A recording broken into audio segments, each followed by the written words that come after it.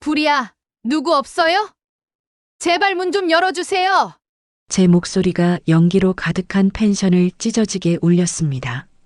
하지만 아무도 대답하지 않았어요. 몇 시간 전만 해도 평화로운 가족여행이었는데 지금 저는 불타는 방 안에 갇혀 죽음을 눈앞에 두고 있었습니다. 지리산 깊은 산속 펜션에 도착했을 때부터 이상했어요. 베란다 난간을 잡자 삐걱거리며 흔들렸고 못이 반쯤 빠져 있는 것이 보였습니다. 부엌에서는 희미한 가스 냄새가 났고 벽에는 전기 배선이 위험하게 노출되어 있었어요.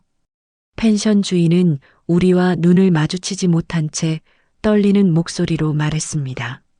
그냥 하룻밤만 자고 가세요. 아침 일찍 나가시는 게 좋을 거예요. 남편은 제 귀에 대고 속삭였어요. 여보, 정우가, 지훈이가 혹시 우리를...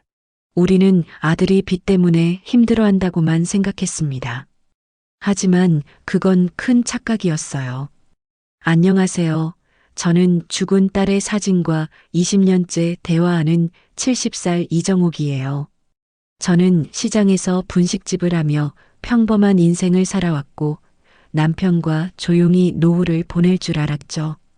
늦은 나이에 인생의 가장 잔인한 배신을 경험하게 된 저의 이야기 들어보시겠어요? 좋아요. 구독 눌러주시면 여러분에게 좋은 일이 생길 거예요. 이야기 시작하겠습니다. 새벽 5시가 되자 정옥의 눈이 저절로 떠졌습니다. 알람 시계가 울리기도 전에 몸이 먼저 시간을 알아채는 것이었어요. 20년째 반복되는 아침이었지만 가슴 한구석의 묵직한 돌덩이는 여전히 그대로였습니다. 정옥은 침대에서 천천히 몸을 일으켜 부엌으로 향했어요.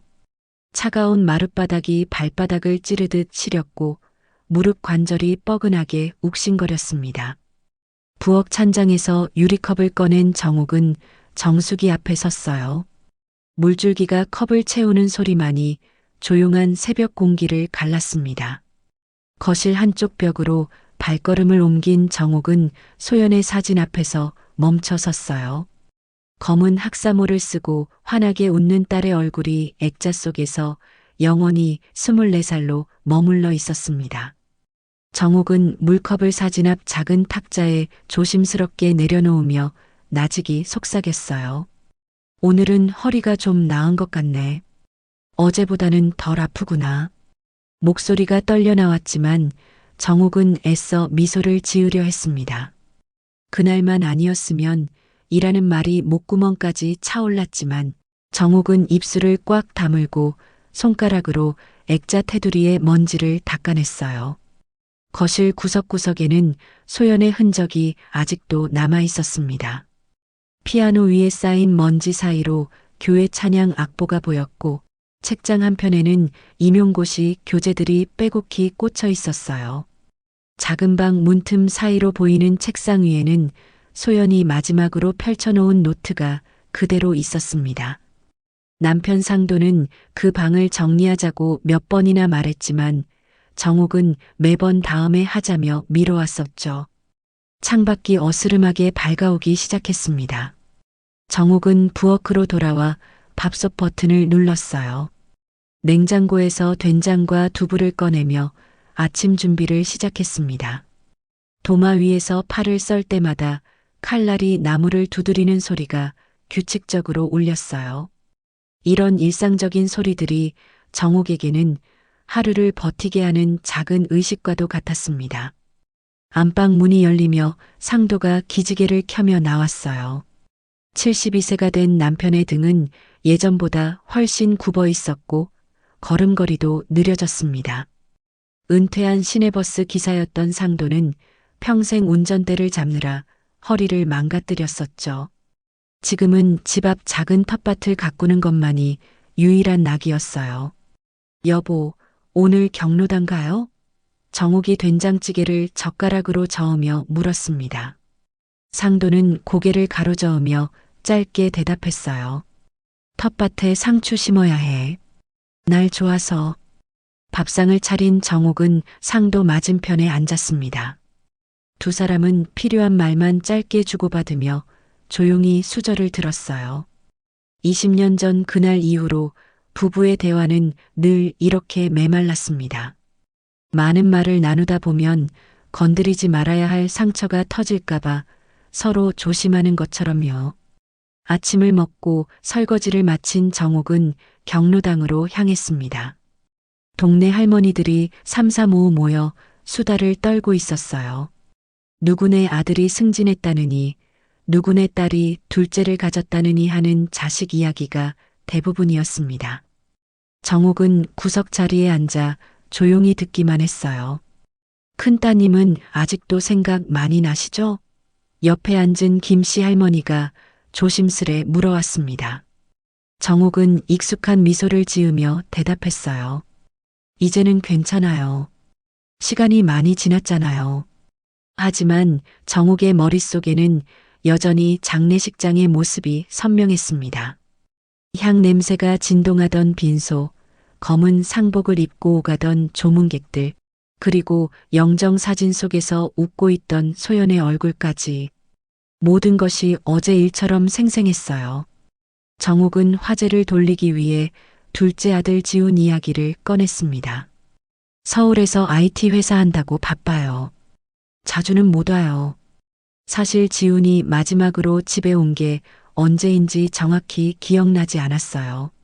명절에도 일이 있다며 오지 않는 경우가 많았으니까요. 해가 지고 집으로 돌아왔을 때 상도는 거실 소파에 앉아 텔레비전을 보고 있었습니다. 저녁 뉴스에서 앵커가 침착한 목소리로 사건 사고를 전하고 있었어요. 동해안 절벽에서 관광객이 추락해 숨졌다는 소식이 화면에 떴습니다. 20대 여성이 사진을 찍다가 발을 헛디뎌 떨어졌다는 내용이었죠. 상도의 손이 순간적으로 리모컨을 움켜쥐었습니다. 채널이 바뀌며 예능 프로그램의 시끄러운 웃음소리가 거실을 채웠지만 정옥은 남편의 굳어진 표정을 놓치지 않았어요. 상도의 턱 근육이 미세하게 떨리고 있었고 손가락은 소파 팔걸이를 하얗게 질릴 정도로 꽉 쥐고 있었습니다. 정옥도 가슴이 조여오는 것을 느꼈어요. 동해안 절벽이라는 단어만 들어도 온몸이 얼어붙는 듯 했습니다. 20년이라는 시간이 흘렀지만 그 상처는 전혀 아물지 않았던 것이었죠. 밤이 깊어 잠자리에 누운 정옥은 천장을 바라보며 그날을 떠올렸습니다. 2001년 여름 햇살이 유난히 뜨거웠던 날이었어요. 소연이 집을 나서기 전 현관에서 신발을 신으며 했던 말이 귓가에 맴돌았습니다. 엄마 다녀올게요. 친구들이랑 동해 구경하고 내일 들어올 거예요. 정옥은 그때 소연이 입고 있던 흰색 블라우스와 청바지, 어깨에 맨 작은 배낭까지 또렷이 기억하고 있었어요. 대학 졸업을 앞두고 들뜬 얼굴로 나가던 딸의 뒷모습이 눈앞에 아른거렸습니다. 그게 마지막 모습이 될 줄은 꿈에도 몰랐었죠. 옆에 누운 상도가 뒤척이는 소리가 들렸습니다. 남편도 잠들지 못하고 있다는 것을 정옥은 알 수 있었어요. 두 사람은 서로 깨어 있다는 것을 알면서도 침묵을 지켰습니다. 각자의 어둠 속에서 같은 기억에 잠겨 있었을 거예요. 벽시계가 11시를 알리는 종소리를 울렸습니다. 정옥은 남편이 무언가를 숨기고 있다는 것을 느끼고 있었어요. 20년 동안 상도가 혼자 품고 있는 비밀이 분명히 있었습니다. 하지만 정옥은 그것을 묻지 못했어요. 진실을 알게 되면 지금까지 간신히 유지해온 일상마저 무너질까봐 두려웠던 것이었습니다. 토요일 오후 정옥의 휴대폰이 울렸습니다. 화면에 뜬 이름을 보고 정옥은 잠시 멈칫했어요. 지훈이었습니다. 아들에게서 먼저 전화가 오는 일은 거의 없었거든요. 엄마, 나 지훈이야. 이번 주에 집에 좀 갈게. 목소리는 밝았지만 어딘가 급한 느낌이 묻어났습니다. 정옥은 반가움과 동시에 알 수 없는 불안감이 스며드는 것을 느꼈어요. 지훈이 집에 온다고 먼저 연락하는 것 자체가 이상했으니까요. 그래, 언제 오는데? 정욱이 물었습니다. 내일 점심때쯤 도착할 것 같아요. 맛있는 거 좀 해주세요. 전화를 끊고 난 정욱은 부엌에 서서 한참을 생각에 잠겼습니다. 지훈이 마지막으로 집에 온 게 언제였는지 손가락을 꼽아봤어요. 작년 추석도 회사 일이 있다며 오지 않았고 올해 설날도 해외 출장이라며 얼굴을 비추지 않았었죠. 그런 지훈이 갑자기 집에 온다니 정욱은 왠지 마음이 편하지 않았습니다. 다음 날 정우가 조금 넘어 대문 밖에서 차 소리가 들렸어요.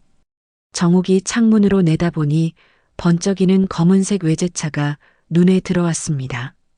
차에서 내린 지훈은 깔끔한 정장 차림이었어요. 손목에는 은색 시계가 반짝거렸고 구두도 새 것처럼 윤이 났습니다. 정욱은 현관으로 나가며 아들의 모습을 자세히 살폈어요.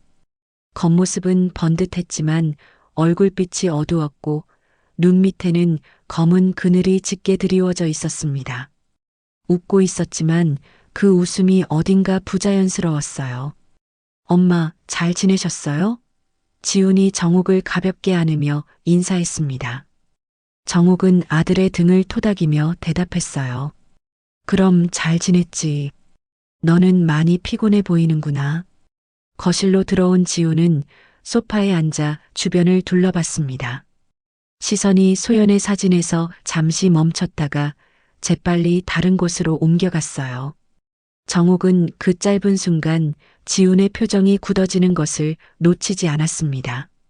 상도가 텃밭에서 들어와 지훈과 마주 앉았어요. 아버지와 아들 사이에는 어색한 공기가 흘렀습니다. 상도는 지훈을 바라보며 짧게 물었어요. 요즘 회사는 어떠냐? 지훈이 애써 미소를 지으며 대답했습니다. 그럭저럭 잘 돌아가고 있어요. 스타트업이라 바쁘긴 하지만요. 점심을 먹으며 지훈은 이런저런 일상적인 이야기를 했지만 정욱은 아들이 무언가를 준비하고 있다는 느낌을 받았어요. 안절부절 못하는 손짓, 시선을 피하는 눈빛, 그리고 지나치게 밝은 목소리까지 모든 것이 부자연스러웠습니다. 식사를 마치고 차를 마시던 중 지훈이 드디어 본격적인 이야기를 꺼냈어요. 부모님, 이 집 너무 크지 않아요? 두 분만 사시는데 관리하기도 힘드실 텐데. 정욱은 찻잔을 내려놓으며 지훈을 바라봤습니다. 아들의 눈빛이 평소와 달랐어요. 무언가를 간절히 원하는 사람의 눈이었죠. 지훈은 계속 말을 이어갔습니다. 이 집 지금 시세가 4억은 넘을 거예요. 팔아서 작은 아파트로 옮기시면 노후 자금도 마련되고 좋잖아요. 아니면 집을 담보로 연금을 받으실 수도 있고요. 상도가 눈썹을 찌푸리며 물었어요. 갑자기 왜 그런 소리를 하는 거냐? 지훈의 목소리가 조금 높아졌습니다. 아니, 부모님 노후를 걱정해서 하는 말이에요. 요즘 주변 개발도 많이 되고 있어서 지금이 팔기 좋은 시기라고요. 정욱은 지훈의 말투에서 초조함이 묻어나는 것을 느꼈어요. 아들이 단순히 부모 노후를 걱정하는 게 아니라는 것을 직감적으로 알 수 있었습니다. 무언가에 쫓기는 사람처럼 다급해 보였어요. 정욱이 화제를 돌려보려 했습니다. 지훈아, 소연이 살아있었으면 지금쯤 결혼해서 애도 낳았겠지? 내 누나가 얼마나 똑똑했는데. 순간 지훈의 얼굴이 돌처럼 굳어졌어요. 손에 들고 있던 찻잔이 미세하게 떨렸고 턱 근육이 경직되는 것이 보였습니다. 지훈은 시선을 바닥으로 떨구며 낮은 목소리로 말했어요.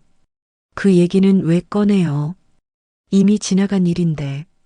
저녁 무렵 지훈은 가방에서 서류 뭉치를 꺼냈습니다. 빽빽하게 글씨가 적힌 종이들이었어요. 정욱은 서류를 받아들고 읽어봤지만 낯선 용어들 투성이라 이해하기 어려웠습니다. 이게 뭐니? 정욱이 물었어요. 지훈이 설명했습니다. 그냥 간단한 위임장이에요.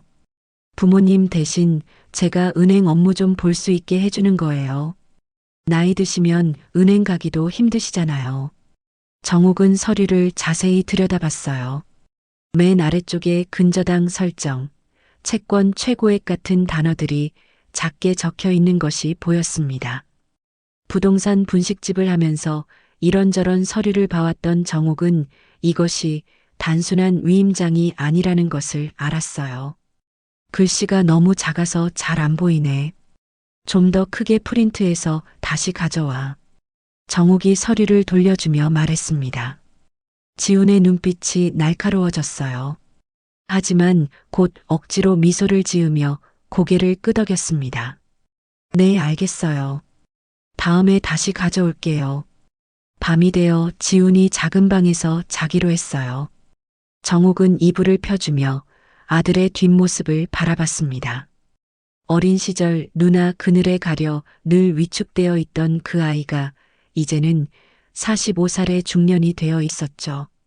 하지만 여전히 무언가에 쫓기는 듯한 불안한 모습은 변하지 않았어요.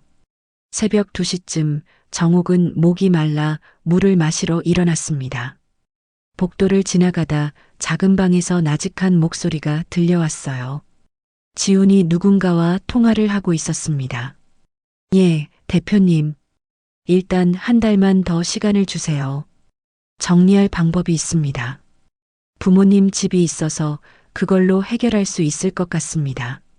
정욱은 발걸음을 멈추고 숨을 죽였어요. 심장이 쿵쿵 뛰기 시작했습니다. 아들의 목소리는 절박했고 간청하는 듯 했어요. 아니요, 도망갈 생각 없습니다.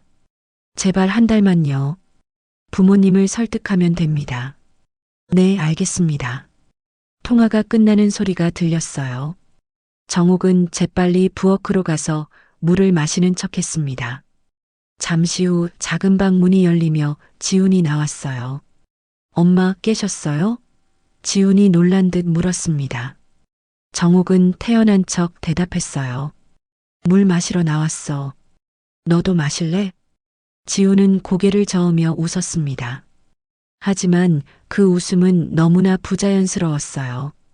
창백한 얼굴에 땀이 송글송글 맺혀 있었고 손은 미세하게 떨리고 있었습니다. 아니에요, 저는 괜찮아요. 다시 들어가서 주무세요. 지훈이 서둘러 방으로 들어갔어요. 정욱은 부엌에 서서 한참을 움직이지 못했습니다. 방금 들은 통화 내용이 머릿속을 맴돌았어요. 지훈이 큰 빚을 진 것이 확실했습니다. 그리고 그 해결책으로 부모의 집을 노리고 있다는 것도요. 다시 침실로 돌아온 정욱은 상도 옆에 누웠습니다. 남편은 잠들어 있는 것처럼 보였지만 정욱은 상도도 깨어 있다는 것을 알 수 있었어요. 숨소리가 평소와 달랐거든요. 정욱은 어둠 속에서 천장을 바라보며 생각했습니다. 지훈이 얼마나 큰 구렁텅이에 빠진 것일까? 그리고 우리를 어떻게 이용하려는 것일까? 가슴 한구석에서 불길한 예감이 스멀스멀 올라왔어요. 아침이 되자 지훈은 서둘러 집을 나섰습니다. 급한 일이 있다며 서울로 돌아간다고 했어요. 차가 떠나는 것을 바라보며 정욱은 결심했습니다. 지훈이 정확히 어떤 상황에 처해 있는지 알아봐야겠다고요. 정욱은 거실로 들어와 전화기를 들었어요. 여동생 영숙의 번호를 눌렀습니다. 신호음이 울리는 동안 정욱의 손은 수화기를 꽉 쥐고 있었어요. 영숙이 전화를 받자 정욱은 떨리는 목소리로 말했습니다. 영숙아, 나 좀 도와줘. 지훈이 말이야, 뭔가 큰일이 난 것 같아. 월요일 아침 영숙이 정욱의 집으로 왔습니다. 68세의 영숙은 언니보다 2살 어렸지만 훨씬 더 활력이 넘쳤어요. 부동산 중개업을 하다 은퇴한 영숙은 각종 서류와 법률 문제에 밝았고 인맥도 넓었습니다. 영숙은 현관문을 들어서자마자 정욱의 얼굴을 살피며 걱정스러운 표정을 지었어요. 언니, 전화 받고 바로 알아봤어. 우리 법무사 사무실에서 일하는 후배가 있거든. 영숙이 가방에서 두꺼운 서류 봉투를 꺼냈습니다. 정옥은 영숙을 거실로 안내하며 차를 준비했어요. 손이 떨려서 찻잔이 달그락거렸습니다. 상도는 일부러 텃밭으로 나가 있었어요. 지훈의 일을 듣기가 괴로웠던 것이었죠. 영숙이 서류를 하나씩 펼치기 시작했습니다. 종이 위에는 빽빽한 숫자들이 적혀 있었어요. 채권자 명단, 대출 금액, 연체 일수가 줄줄이 나열되어 있었습니다. 영숙은 안경을 고쳤으며 설명을 시작했어요. 언니, 이거 심각해. 제일 먼저 보이는 게 제2금융이라는 대부업체인데 여기만 3억이 넘어. 이자율이 연 24%야. 영숙의 목소리가 점점 낮아졌습니다. 정옥은 숨이 막혀오는 것을 느꼈어요. 3억이라는 숫자가 머릿속에서 맴돌았습니다. 정옥이 평생 만져본 적 없는 큰 돈이었죠. 영숙은 계속 설명했습니다. 그 다음이 P2P 투자 실패로 날린 돈인데 이것도 2억 5천은 돼. 코인 투자로 잃은 것도 2억 정도고 여기에 신용카드 현금 서비스, 카드론까지 다 합치면 최소 10억은 넘는 것 같아. 정욱의 얼굴이 하얗게 질렸습니다. 손에서 찻잔이 떨어질 뻔했어요. 영숙이 재빨리 언니의 손을 잡았습니다. 정욱은 가까스로 목소리를 짜냈어요. 10억? 그게 무슨 소리야? 지훈이가 왜 그런 큰 돈을? 영숙이 한숨을 쉬며 대답했습니다. 스타트업 한다면서 투자받은 돈을 코인이랑 주식에 넣었다가 다 날린 것 같아. 그 돈을 메우려고 사채까지 손댄 거지. 전형적인 돌려막기야, 언니. 정옥은 눈앞이 캄캄해지는 것을 느꼈어요. 아들이 그렇게 큰 구덩이에 빠져 있었다니. 어제 새벽에 들었던 전화 통화 내용이 다시 떠올랐습니다. 한 달만 시간을 달라고 애원하던 지훈의 목소리가 귓가에 맴돌았어요. 영숙이 조심스럽게 말을 이었습니다. 언니, 더 큰 문제는 이 채권자들이 보통 사람들이 아니야. 특히 이 제2금융은 못된 짓도 서슴지 않는 곳이거든. 집까지 찾아와서 협박하는 건 기본이고. 정욱의 등골이 서늘해졌습니다. 지훈이 왜 그렇게 다급하게 집을 팔자고 했는지 이제야 이해가 됐어요. 목숨이 위태로울 정도로 쫓기고 있었던 것이었습니다. 해가 지고 영숙이 돌아간 뒤 정욱은 상도에게 모든 것을 설명했어요. 상도는 아무 말 없이 듣고만 있었습니다. 얼굴에는 알 수 없는 감정이 스쳐 지나갔어요. 분노인지 슬픔인지 아니면 체념인지 분간하기 어려웠습니다. 저녁을 먹고 난 뒤 두 사람은 거실 소파에 나란히 앉았어요. 텔레비전은 꺼져 있었고 벽시계 소리만이 정적을 깨뜨렸습니다. 정욱이 먼저 입을 열었어요. 당신 뭔가 숨기는 거 있지? 20년 동안 나한테 말 못한 게 있잖아. 상도의 어깨가 움찔했습니다. 상도는 고개를 숙인 채 한참을 말이 없었어요. 정욱은 기다렸습니다. 20년 동안 기다려온 진실을 들을 준비를 하면서요. 상도가 무거운 입을 열었습니다. 목소리는 쉰 듯이 갈라져 있었어요. 소연이가 죽던 날 말이야. 내가 다 봤어. 정욱의 심장이 멈추는 것 같았습니다. 상도는 계속 말을 이어갔어요. 얼굴은 고통스러운 표정으로 일그러져 있었습니다. 그날 동해 절벽 근처 횟집에서 밥을 먹었잖아. 식사 후에 산책 나갔을 때 소연이랑 지훈이가 크게 싸웠어. 상도의 목소리가 떨렸습니다. 정욱은 숨을 죽이고 들었어요. 20년 만에 듣는 그날의 진실이었습니다. 상도가 고통스럽게 말을 이어갔습니다. 소연이가 지훈이 가방에서 서류를 발견했대. 대학 시험 대리로 본 거랑 성적 조작 관련된 서류였어. 소연이가 너무 화를 냈어. 이런 거 들키면 우리 가족 다 망한다고. 교직 꿈도 끝이라고. 정욱의 눈에서 눈물이 흘러내렸습니다. 상도는 눈을 감은 채 계속 말했어요. 지훈이도 폭발했지. 항상 누나만 올냐고 평생 누나 그늘에서 살았다고 소리쳤어. 그러다가 서로 밀치고 상도의 목소리가 끊어졌습니다. 정욱이 떨리는 목소리로 물었어요. 그래서 그 다음에 무슨 일이 있었던 거야? 상도는 고개를 들고 정욱을 바라봤습니다. 눈에는 깊은 죄책감이 가득했어요. 지훈이가 소연이를 밀쳤어.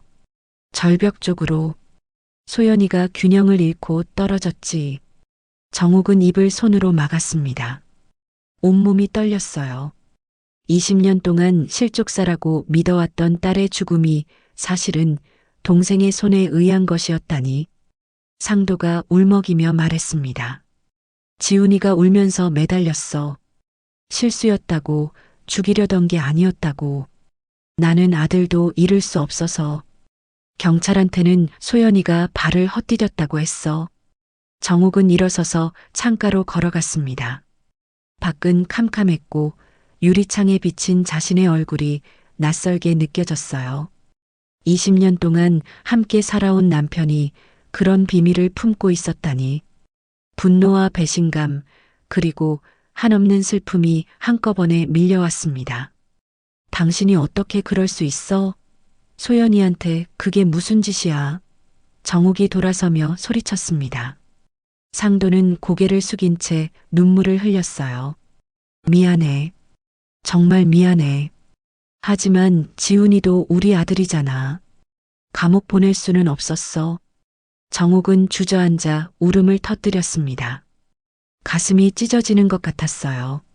죽은 딸에 대한 그리움과 산 아들에 대한 분노가 뒤엉켜 숨을 쉬기 힘들었습니다. 한참을 울고 난 뒤 정욱은 지친 목소리로 말했어요. 지금 지훈이 눈빛 봤어? 20년 전 그날이랑 똑같아. 또 무슨 짓을 할지 몰라. 상도도 그것을 느끼고 있었습니다. 아들이 다시 한번 벼랑 끝에 몰려 있다는 것을요. 그리고 이번에는 부모를 향해 손을 뻗칠지도 모른다는 것을. 정욱이 떨리는 손으로 물을 마시며 말했습니다.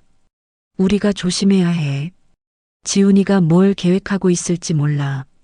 상도가 고개를 끄덕였어요. 그래. 이번엔 절대 당하지 않을 거야. 소연이를 위해서라도. 두 사람은 어둠 속에서 서로를 바라봤습니다. 20년 만에 밝혀진 진실이 부부 사이에 깊은 골을 만들었지만 동시에 앞으로 닥칠 위험 앞에서 서로를 지켜야 한다는 절박함도 생겨났어요. 밤이 깊어가며 바깥에서 바람소리가 들려왔습니다. 정욱은 소연의 사진을 바라봤어요. 액자 속 딸은 여전히 환하게 웃고 있었지만 이제 그 웃음이 다르게 보였습니다. 억울함과 원망이 서려 있는 것 같았어요. 정욱은 마음속으로 다짐했습니다. 이번에는 절대 그냥 넘어가지 않을 거라고. 소연이의 억울함을 풀어주고 지훈이의 죄를 밝힐 거라고. 비록 그것이 가족의 파멸을 의미한다고 해도 말이에요. 상도는 거실 서랍에서 낡은 수첩을 꺼냈습니다. 거기에는 20년 동안 적어온 일기가 있었어요. 그날의 일도 자세히 기록되어 있었습니다. 상도는 수첩을 정욱에게 건네며 말했어요. 혹시 무슨 일이 생기면 이걸 증거로 써. 더는 숨기지 않을게. 정욱은 수첩을 받아들었습니다. 묵직한 무게가 손에 전해졌어요. 20년의 비밀과 죄책감이 담긴 무게였습니다. 목요일 오후 정욱은 부엌에서 저녁 준비를 하고 있었습니다. 칼로 물을 썰면서도 손이 자꾸 떨렸어요. 3일 전 상도에게 들은 진실이 아직도 가슴을 짓누르고 있었습니다. 소연이 동생 손에 밀려 떨어졌다는 사실을 받아들이기가 여전히 힘들었죠. 현관벨이 울렸습니다. 정욱이 문을 열자 지훈이 서 있었어요. 그런데 이번엔 혼자가 아니었습니다. 옆에는 며느리 가영이 함께 있었죠. 42세의 가영은 보험 설계사 출신답게 단정한 차림을 하고 있었지만 표정은 어두웠습니다. 어머님, 안녕하세요. 가영이 어색하게 인사했어요. 정욱은 두 사람을 맞이하며 불안감을 감추려 애썼습니다. 지훈의 얼굴은 지난번보다 더 수척해져 있었고 눈 밑에 다크서클은 더욱 짙어져 있었어요. 수염도 제대로 깎지 않아 지저분해 보였습니다. 거실로 들어온 지훈은 주변을 둘러보더니 바로 본론을 꺼냈어요. 엄마, 지난번에 말씀드린 서류 다시 가져왔어요. 이번엔 글씨도 크게 해서요.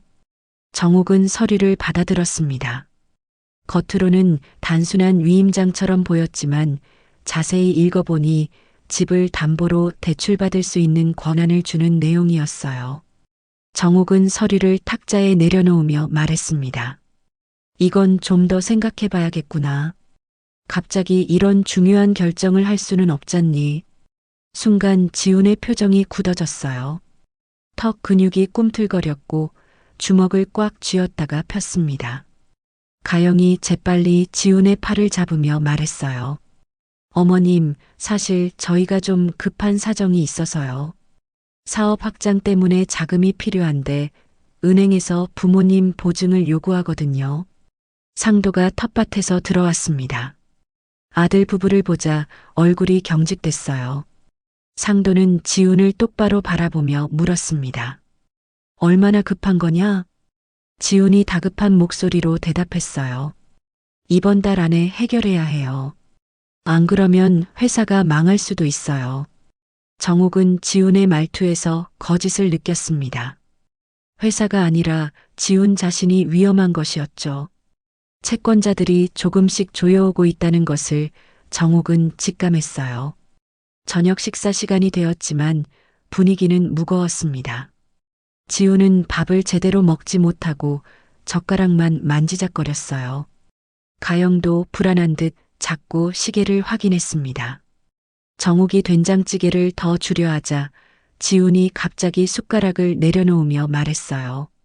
엄마, 아빠, 제발 좀 도와주세요. 정말 절박해요. 목소리에는 간절함과 동시에 위협적인 느낌이 섞여 있었습니다. 정옥은 아들의 눈을 바라봤어요. 그 눈빛은 20년 전 소연과 싸우던 날의 눈빛과 똑같았습니다. 무언가에 쫓기고 몰린 짐승의 눈이었죠. 가영이 조심스럽게 말을 보탰습니다. 어머님, 아버님, 저희도 이런 부탁 드리기 정말 죄송한데요. 진짜 이번만 도와주시면 다시는 이런 부탁 안 드릴게요. 하지만 가영의 말에도 진정성이 느껴지지 않았어요. 오히려 미리 짜고 온 각본을 읽는 것 같았습니다. 식사가 끝나고 지훈이 화장실에 간 사이 가영이 정옥에게 다가왔어요. 목소리를 낮추며 속삭였습니다. 어머님, 지훈 오빠 지금 정말 위험해요. 빚쟁이들이 집까지 찾아왔어요. 애들 학교까지 찾아가겠다고 협박해요. 정옥은 가영을 바라봤습니다. 며느리의 얼굴에는 공포가 서려 있었어요. 하지만 동시에 계산적인 빛도 있었습니다. 생존을 위해서라면 무엇이든 할 수 있다는 표정이었죠. 지훈이 화장실에서 나오자 분위기가 다시 긴장됐어요. 지훈은 주머니에서 휴대폰을 꺼내 확인하더니 얼굴이 창백해졌습니다. 누군가로부터 온 메시지를 본 것 같았어요. 엄마, 일주일이에요. 일주일 안에 결정해 주세요. 지훈의 목소리가 떨렸습니다. 정옥이 물었어요. 일주일 안에 결정 못하면 어떻게 되는 거니? 지훈은 대답 대신 가영과 눈빛을 주고받았습니다. 그리고는 자리에서 일어나며 말했어요. 그럼 저희는 이만 가볼게요. 두 사람이 떠난 뒤 정옥과 상도는 거실에 남아 있었습니다. 집안이 갑자기 춥게 느껴졌어요. 정옥은 몸을 떨며 창밖을 바라봤습니다. 어둠 속에서 지훈의 차가 사라지는 것이 보였어요. 상도가 무거운 목소리로 말했습니다. 저놈이 또 무슨 짓을 꾸미고 있는 것 같아. 정옥도 같은 생각이었어요. 지훈의 절박함이 단순히 빚 때문만은 아닌 것 같았습니다. 무언가 더 큰 계획을 세우고 있는 듯 했어요. 다음 날 아침 정옥은 이상한 것을 발견했습니다. 현관문 자물쇠가 풀려 있었어요. 분명 어젯밤에 잠갔는데 말이죠. 정옥은 불안한 마음에 집안을 둘러봤습니다. 누군가 들어온 흔적은 없었지만 왠지 감시당하는 느낌이 들었어요. 상도도 텃밭에서 이상한 발자국을 발견했습니다. 낯선 구두 자국이 여러 개 찍혀 있었어요. 누군가 집 주변을 돌아다닌 것이 분명했습니다. 정옥은 영숙에게 전화를 걸었어요. 영숙아, 우리 집 주변에 이상한 사람들 없었니? 영숙이 대답했습니다. 어제 낯선 차가 언니네 집 앞에 한참 서 있더라고. 검은색 SUV였어. 안에 남자 둘이 타고 있었는데 인상이 안 좋아 보였어. 정옥의 등골이 서늘해졌습니다. 지훈의 채권자들이 벌써 집을 찾아온 것 같았어요. 감시하고 압박하려는 의도가 분명했습니다. 그날 저녁 지훈에게서 문자가 왔어요. 엄마, 시간이 없어요. 빨리 결정해 주세요. 아니면 우리 모두 위험해질 수 있어요. 정옥은 문자를 읽고 손이 떨렸습니다. 우리 모두라는 말이 무섭게 들렸어요. 지훈이 부모까지 위험에 빠뜨릴 수 있다는 암시 같았습니다. 밤이 되자 정옥은 잠을 이룰 수 없었어요. 창밖에서 들리는 작은 소리에도 깜짝 놀랐습니다. 상도도 뒤척이고 있었어요. 두 사람 모두 불안에 떨고 있었던 것이죠. 새벽 3시쯤 휴대폰이 울렸습니다. 모르는 번호였어요. 정옥이 떨리는 손으로 전화를 받았습니다. 한상도 시집이죠? 아드님 빚 때문에 연락드렸습니다. 일주일 안에 해결 안 되면 직접 찾아가는 수밖에 없습니다. 목소리는 차갑고 위협적이었어요. 정옥은 아무 말도 하지 못했습니다. 전화는 일방적으로 끊어졌어요. 상도가 일어나 앉으며 물었습니다. 누구야? 정옥이 떨리는 목소리로 대답했어요. 지훈이 빚쟁이들이야. 일주일 안에 해결하라고 협박했어. 두 사람은 어둠 속에서 서로를 바라봤습니다. 이제 정말 위험이 코앞에 다가온 것이었어요. 지훈뿐만 아니라 외부의 위협까지 가해지고 있었습니다. 상도가 결심한 듯 말했어요. 경찰에 신고하자. 하지만 정옥은 고개를 저었습니다. 그럼 지훈이가 잡혀가. 20년 전 일까지 다 밝혀질 거야. 상도는 한숨을 쉬었어요. 그럼 어떻게 해야 하는 거야? 이대로 당하고만 있을 순 없잖아. 정옥은 생각에 잠겼습니다. 지훈과 채권자들의 압박은 점점 거세지고 있었어요. 하지만 쉽게 무너질 수는 없었습니다. 소연을 위해서라도 끝까지 버텨야 했어요. 토요일 오전 지훈이 또 집에 왔습니다. 이번엔 표정이 완전히 달라져 있었어요. 눈은 충혈되어 있었고 손은 계속 떨리고 있었습니다. 옷도 며칠째 갈아입지 않은 듯 구겨져 있었어요. 엄마, 아빠, 이제 정말 시간이 없어요. 내일까지예요. 내일까지 결정 안 하시면 저도 어떻게 될지 몰라요. 지훈의 목소리에는 광기가 서려 있었습니다. 정옥은 아들이 무슨 짓을 할지 알 수 없어 두려웠어요. 20년 전처럼 또다시 돌이킬 수 없는 일을 저지를 것 같았습니다. 지훈이 갑자기 웃기 시작했어요. 그 웃음은 너무나 부자연스럽고 섬뜩했습니다. 부모님, 우리 가족여행이나 갈까요? 지리산 어때요? 경치도 좋고 공기도 맑고. 정옥과 상도는 서로를 바라봤습니다. 지훈의 제안에는 불길한 기운이 감돌았어요. 마치 무언가를 계획하고 있는 것처럼 들렸습니다. 토요일 오후 지훈이 거실 소파에 앉아 이상한 웃음을 지으며 말을 이어갔습니다. 정옥은 아들의 충혈된 눈을 바라보며 등골이 서늘해지는 것을 느꼈어요. 지훈의 손은 계속 무릎을 두드리고 있었고 발은 불안하게 바닥을 구르고 있었습니다. 지리산 천왕봉 일출 정말 장관이래요. 부모님 평생 한 번은 보셔야죠. 펜션도 제가 다 예약해놨어요. 지훈의 목소리는 들떠 있었지만 어딘가 자기적이었습니다.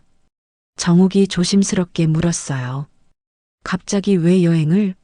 너 지금 상황이 그렇게 여유로운 거니? 지훈의 표정이 순간 굳어졌다가 다시 억지로 미소를 지었습니다. 그 변화가 너무 빨라서 더욱 불안했어요. 지훈은 몸을 앞으로 기울이며 말했습니다. 그러니까 가는 거예요. 마지막일 수도 있잖아요. 우리 가족이 함께 할 수 있는 시간이. 마지막이라는 단어가 정욱의 가슴을 찔렀습니다. 그 말에는 여러 의미가 담겨 있는 것 같았어요.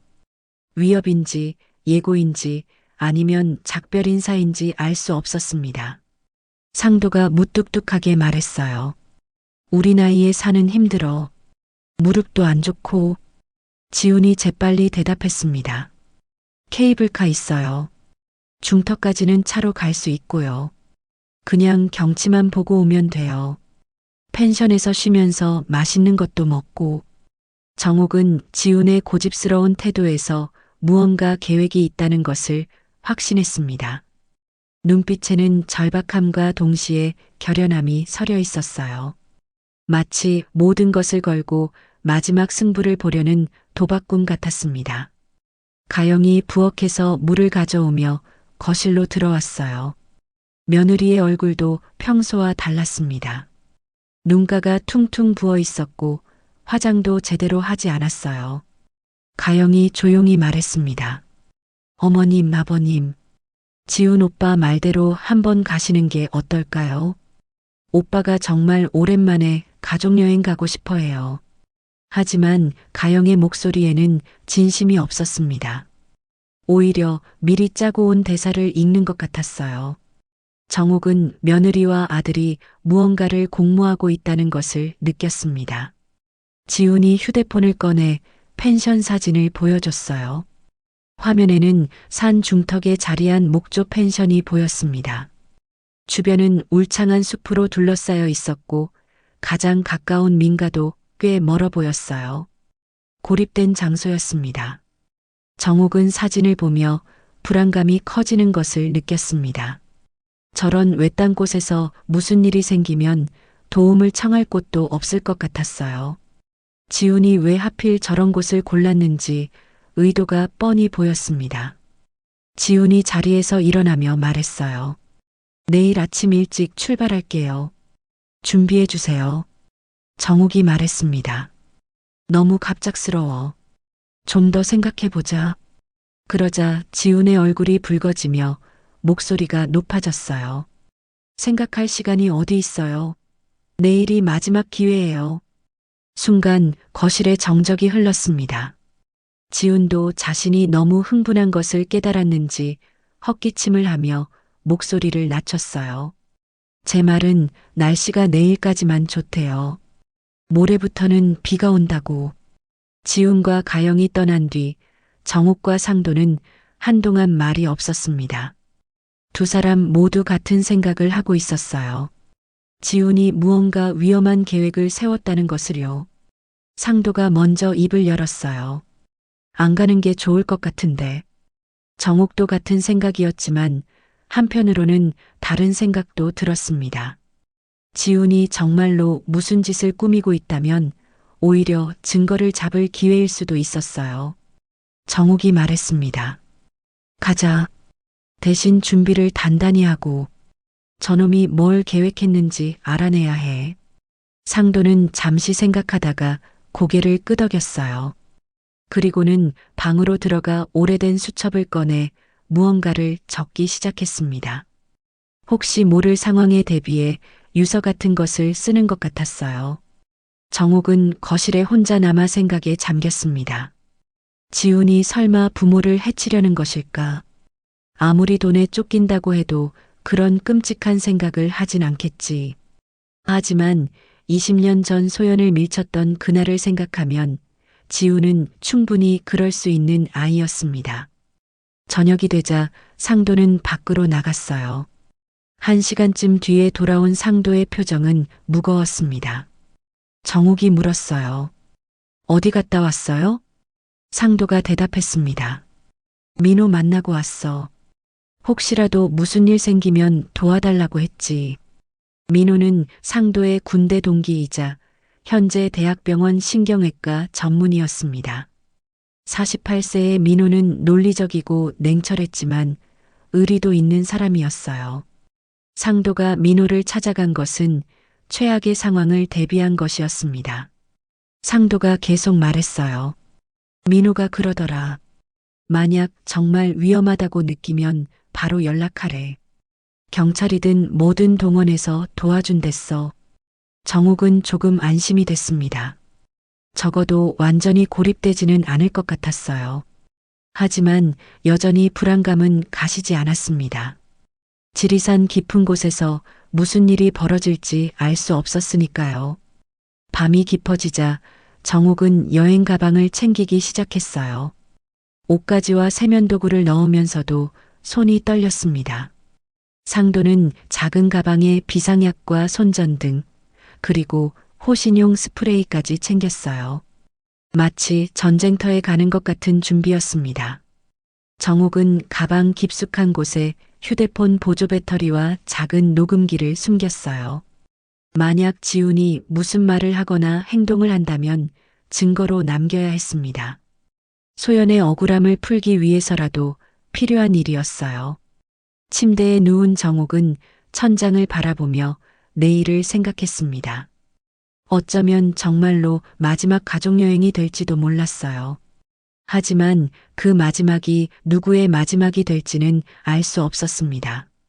옆에 누운 상도가 정욱의 손을 잡았어요. 거칠고 주름진 손이었지만 따뜻했습니다. 상도가 낮은 목소리로 말했어요. 무슨 일이 있어도 당신은 지킬게. 소연이한테 못 지킨 약속, 이번엔 꼭 지킬 거야. 정욱은 남편의 손을 꼭 잡았습니다. 두 사람은 서로에게 의지하며 불안한 밤을 보냈어요. 창밖에서는 바람소리가 을씨년스럽게 울고 있었습니다. 새벽 4시 정욱은 잠에서 깼어요. 악몽을 꾼 것 같았지만 내용은 기억나지 않았습니다. 가슴만 두근거리고 온몸이 땀으로 젖어 있었어요. 정욱은 조용히 일어나 부엌으로 갔습니다. 물을 마시며 창밖을 바라보니 동쪽 하늘이 희미하게 밝아오고 있었어요. 몇 시간 뒤면 지훈이 올 것이고 그들은 지리산으로 떠날 것입니다. 무엇이 기다리고 있을지 모르는 그곳으로요. 정욱은 소연의 사진 앞으로 갔습니다. 어둠 속에서도 딸의 웃는 얼굴이 보였어요. 정욱은 속으로 말했습니다. 소연아, 엄마가 이번엔 꼭 진실을 밝힐게. 내 원한을 풀어줄게. 6시가 되자 휴대폰이 울렸습니다. 지훈이었어요. 엄마, 30분 뒤에 도착해요. 준비됐죠? 정욱은 짧게 대답했어요. 그래, 기다리고 있어. 전화를 끊고 정욱은 상도를 깨웠습니다. 두 사람은 말없이 준비를 마쳤어요. 현관에 나란히 놓인 가방을 보며 정욱은 깊은 한숨을 내쉬었습니다. 이제 정말 시작이었어요. 지훈의 차는 구불구불한 산길을 따라 올라갔습니다. 정욱은 뒷좌석에서 창밖을 바라보며 점점 깊어지는 숲의 불안감을 느꼈어요. 도로 양옆으로는 울창한 나무들이 빽빽하게 들어서 있었고 가드레일도 군데군데 끊겨 있었습니다. 차가 흔들릴 때마다 정욱의 심장도 덩달아 요동쳤어요. 운전석의 지훈은 계속 쓸데없는 말을 늘어놓고 있었습니다. 날씨가 좋다느니 공기가 맑다느니 하는 이야기들이었죠. 하지만 백미러에 비친 지훈의 눈은 초조하게 흔들리고 있었어요. 손으로는 운전대를 너무 꽉 쥐어서 관절이 하얗게 질려 있었습니다. 2시간쯤 달렸을 때 지훈이 비포장도로로 들어섰어요. 자갈길을 달리자 차가 심하게 덜컹거렸습니다. 상도가 불편한 듯 허리를 잡았지만 지훈은 아랑곳하지 않고 속도를 높였어요. 마치 누군가 쫓아오는 것을 피하듯 급하게 운전했습니다. 마침내 산 중턱에 있는 펜션이 모습을 드러냈습니다. 정욱이 처음 본 순간 느낀 것은 안도감이 아니라 불안감이었어요. 펜션은 사진으로 봤던 것보다 훨씬 낡아 보였습니다. 목조 건물의 페인트는 여기저기 벗겨져 있었고 지붕의 기와도 몇 개가 빠져 있었어요. 차에서 내린 정옥은 주변을 둘러봤습니다. 가장 가까운 민가는 보이지 않았고 휴대폰 신호도 거의 잡히지 않았어요. 완전히 고립된 장소였습니다. 정옥은 가방 속 녹음기가 제대로 있는지 손으로 확인했어요. 펜션 입구에는 주인으로 보이는 50대 남자가 서 있었습니다. 하지만 그의 태도가 이상했어요. 손님을 맞이하는 사람치고는 너무 무뚝뚝했고 눈도 제대로 마주치지 않았습니다. 지훈과 짧게 뭔가를 주고받는 것 같았지만 정확히 들리지는 않았어요. 방으로 안내받은 정옥은 문을 열자마자 이상한 냄새를 맡았습니다. 희미하지만 분명한 가스 냄새였어요. 정옥은 재빨리 창문을 열었습니다. 바깥 공기가 들어오자 조금 나아졌지만 여전히 불안했어요. 상도가 베란다로 나가 난간을 잡았다가 깜짝 놀랐습니다. 난간이 심하게 흔들렸던 것이었어요. 자세히 보니 난간을 고정하는 볼트가 느슨해져 있었고 나무 일부는 썩어 있었습니다. 조금만 힘을 줘도 부서질 것 같았어요. 여보, 이거 위험해. 상도가 낮은 목소리로 말했습니다. 정옥도 난간을 확인해 봤어요. 정말 위태로운 상태였습니다. 마치 누군가 일부러 느슨하게 만든 것처럼 보였어요. 정옥은 베란다에서 물러나며 방 안을 자세히 살펴봤습니다. 부엌 쪽 가스레인지 주변을 확인하자 더욱 놀라운 것을 발견했어요. 가스 호스를 연결하는 부분의 실리콘이 여러 곳 갈라져 있었습니다. 그리고 가스 밸브도 완전히 잠기지 않는 상태였어요. 정옥은 즉시 창문을 더 크게 열었습니다. 전기 콘센트 쪽도 문제였습니다. 벽에서 전선이 일부 노출되어 있었고 콘센트 커버도 헐거워져 있었어요. 정옥이 조심스럽게 만져보니 미세한 전류가 느껴졌습니다. 감전 위험이 있는 상태였던 것이었죠. 지훈이 방으로 들어왔어요. 표정은 밝았지만 눈빛은 여전히 불안정했습니다. 지훈이 과도하게 친절한 목소리로 말했어요. 어때요? 방 괜찮죠? 경치도 좋고 조용하고 도시에서는 절대 느낄 수 없는 분위기예요. 정옥은 아들을 똑바로 바라보며 물었습니다. 지훈아, 이 방 상태가 좀 이상한데 가스 냄새도 나고. 지훈이 재빨리 대답했어요. 아, 그건 환기가 안 돼서 그래요. 창문 열어놓으면 금방 괜찮아질 거예요. 산속이라 가끔 그런데요. 하지만 지훈의 설명은 앞뒤가 맞지 않았습니다. 산속이라고 가스 냄새가 날 이유는 없었으니까요. 정옥은 지훈이 이 펜션의 상태를 미리 알고 있었다는 확신이 들었어요. 가영이 옆방에서 들어왔습니다. 며느리의 얼굴은 창백했고 손은 미세하게 떨리고 있었어요. 가영이 지훈을 향해 작은 목소리로 말했습니다. 오빠, 우리 방도 좀 이상해. 전기가 자꾸 나갔다 들어왔다 해. 지훈이 가영을 날카롭게 쳐다봤어요. 그 눈빛에는 경고가 담겨 있었습니다. 가영은 입을 다물고 시선을 피했어요. 정옥은 두 사람 사이에 모종의 약속이 있다는 것을 느꼈습니다. 점심시간이 되자 지훈이 준비해온 음식을 꺼냈어요. 김밥과 샌드위치, 그리고 보온병에 담긴 커피였습니다. 지훈은 부모님께 먼저 음식을 권했지만 정옥은 왠지 꺼림칙했어요. 혹시 음식에 뭔가를 넣은 건 아닐까 하는 의심이 들었습니다. 나는 배가 안 고파. 아침을 많이 먹어서. 정옥이 거절했어요.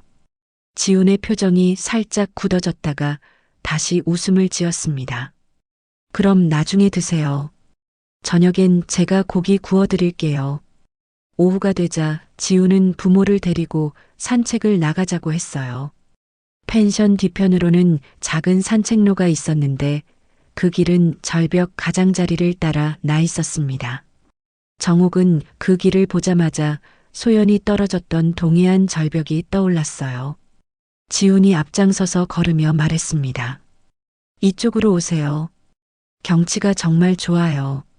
하지만 정옥은 불안해서 발걸음이 떨어지지 않았어요. 길 옆 안전 펜스도 낡아서 믿음직스럽지 않았고 바닥도 미끄러웠습니다. 상도도 조심스럽게 걸으며 주변을 살폈어요. 갑자기 지훈이 멈춰서며 뒤를 돌아봤습니다. 표정이 묘하게 일그러져 있었어요. 지훈이 낮은 목소리로 말했습니다. 20년 전에도 이런 곳이었죠. 누나가 떨어진 곳도. 정옥의 온몸이 얼어붙었습니다.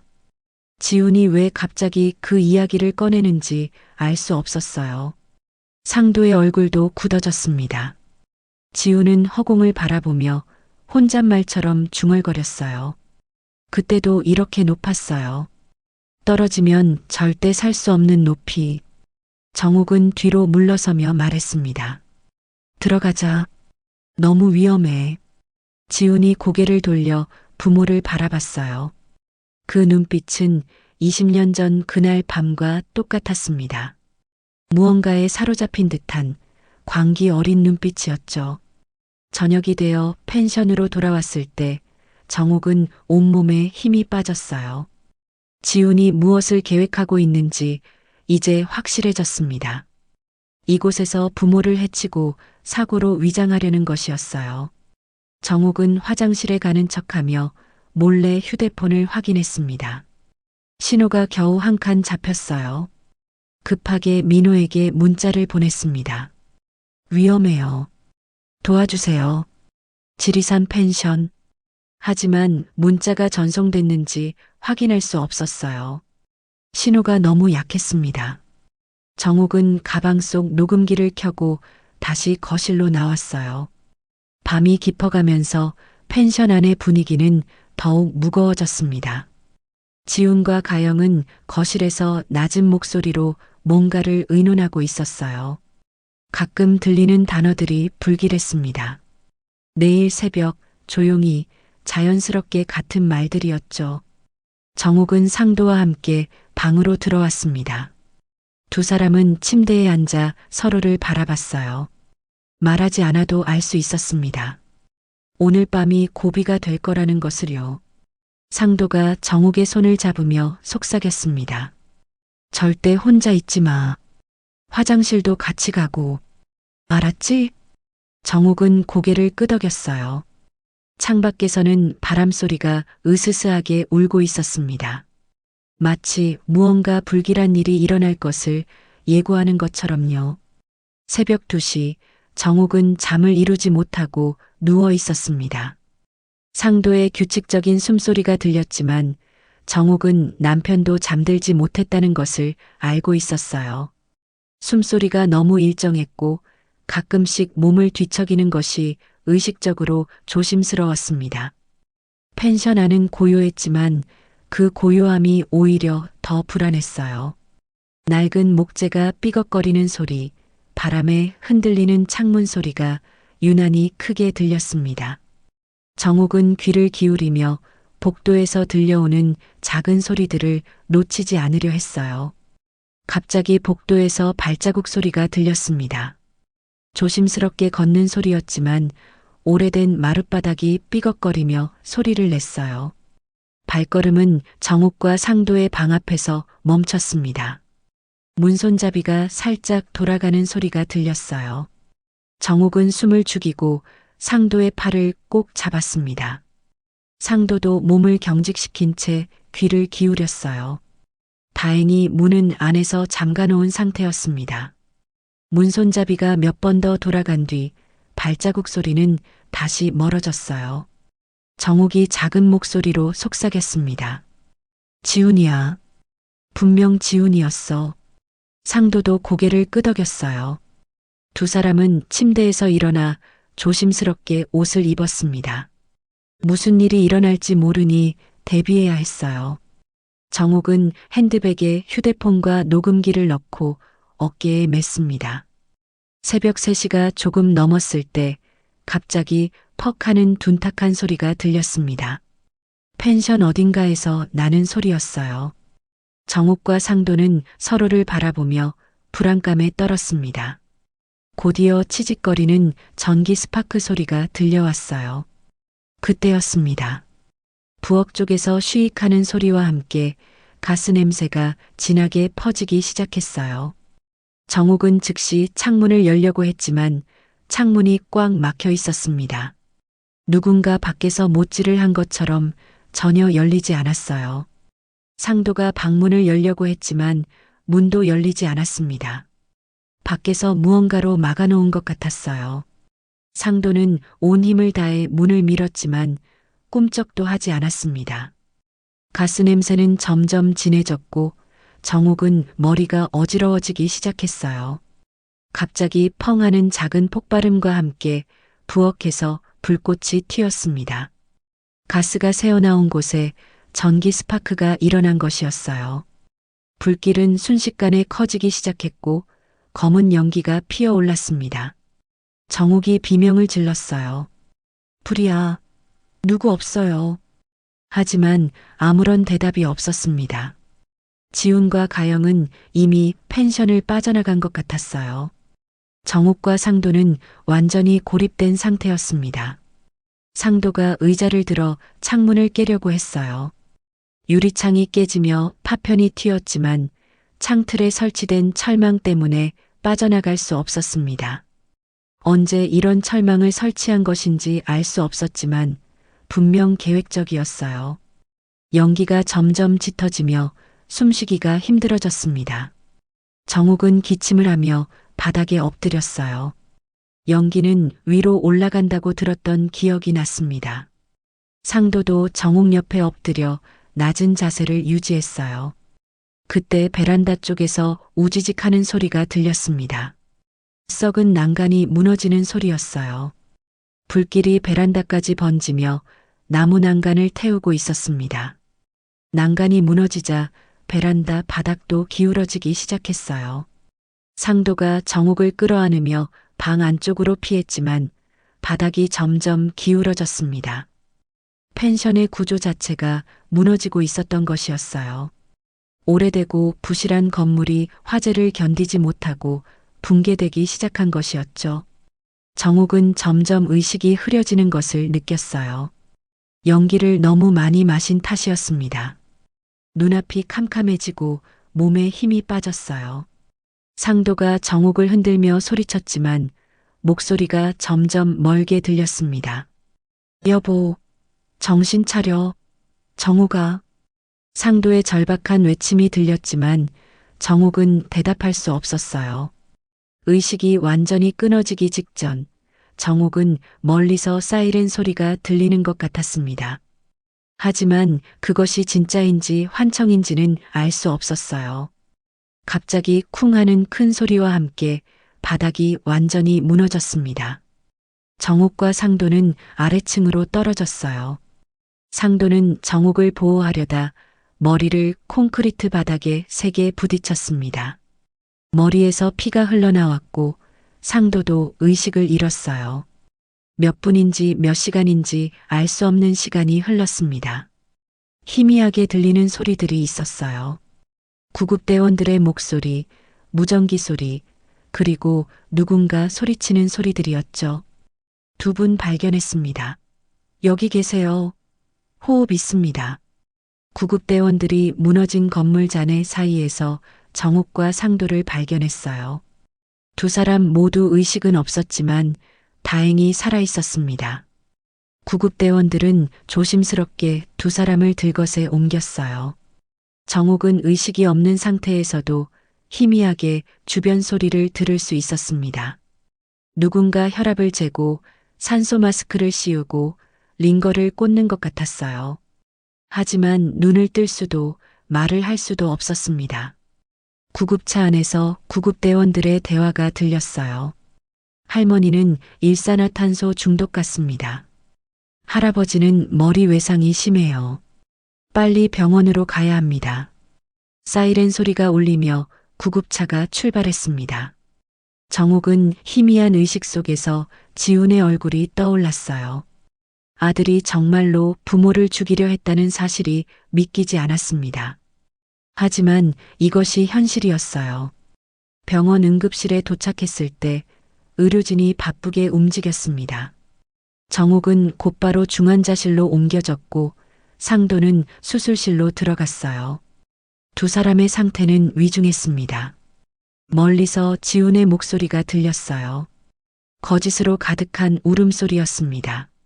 엄마, 아빠, 제발 일어나세요. 어떻게 이런 일이? 지훈은 완벽한 연기를 하고 있었어요. 마치 정말로 사고를 당한 부모를 걱정하는 아들처럼 굴었습니다.